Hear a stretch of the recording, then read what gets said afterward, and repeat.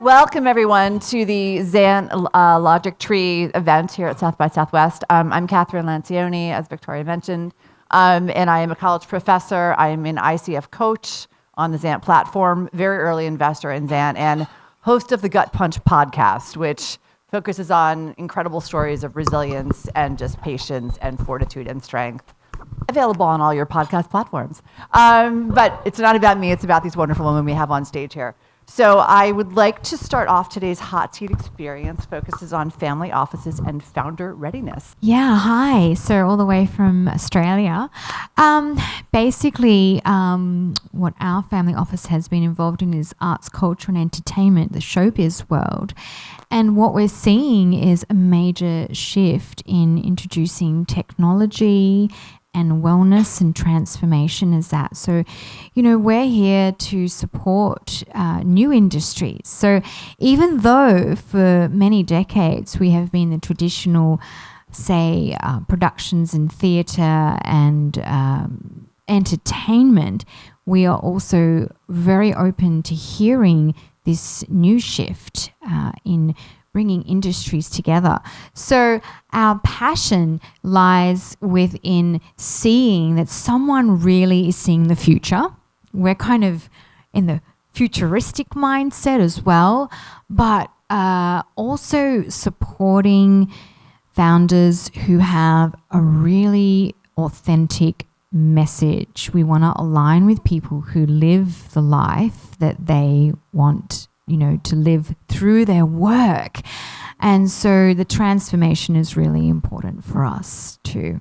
What our principles are very important. So they must be in alignment, especially if it's, generational. And as the ladies were saying, we've worked very hard to get to this certain level. So we want it to continue. So that would be very important to us. How do you guys feel when a founder says they're going to work with a coach, right? Is that something that you view as good? Or is that something that you view as, oh my God, maybe they're not as confident as I thought they were going to be? How do you view it when you're, you've decided to invest and then they come in and say, you know what, actually, I think I need some coaching?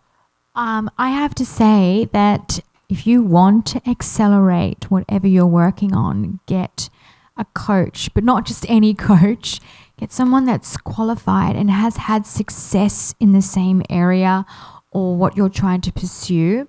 And I have found that when particular people align themselves with who are really successful and they're being coached, absolutely will break all of this limiting belief or whatever's stopping them. How we have a glass ceiling, we want to break that. A coach will help you, but also it shows to all of us that you want to accelerate.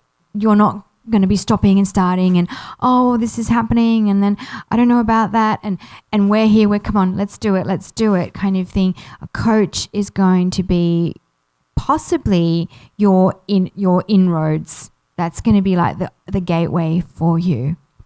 Well, just going back to what Margaret said, no one's perfect and no one knows everything. And I know I learned in my career very, very, very early on, great leaders are ones that know what they're good at, they know what they're great at, and they know what they're terrible at. And they hide, because we can't all be great at everything. And if we think we are, then we're actually tragically flawed, right? So the great leader hires in the people to compensate for their weaknesses. And I think, these days we know that authenticity and being real is so important to the upcoming generations and to many of you founders. We want to work with or align ourselves, or in your cases, invest in brands that we believe in where there's authenticity. And I think that having a CEO or a founder who is honest and so aware, that's so, so important, because that shows you kind of that they're real people and they're realistic. And I think that's, so incredibly important. Okay, here's an interesting one. Women outside the US build companies with different access, risk tolerance, and cultural permission. How do we bridge that gap, and what does real support look like? And I think we should start with our friend from down under, Daniela. Yeah. Okay, so basically, through traveling the world and living in many different countries, and at the moment in Central Eastern Europe, There is a very big difference, and being here in the United States, I have seen that the women in particularly have a very go-getter attitude, and they're invincible, and I love that energy. Australia has a similar energy, very entrepreneurial spirit, very innovative, very creative. And I was born in Eastern Europe and I left when I was 5, but I am still left with a lot of the stories of women not being able to have this kind of collaboration. And recently, having interviewed many women around the world, especially in Central Eastern Europe, we are finding that the accessibility to capital, accessibility to even being visible, and also everything takes so much longer. It is a harder road.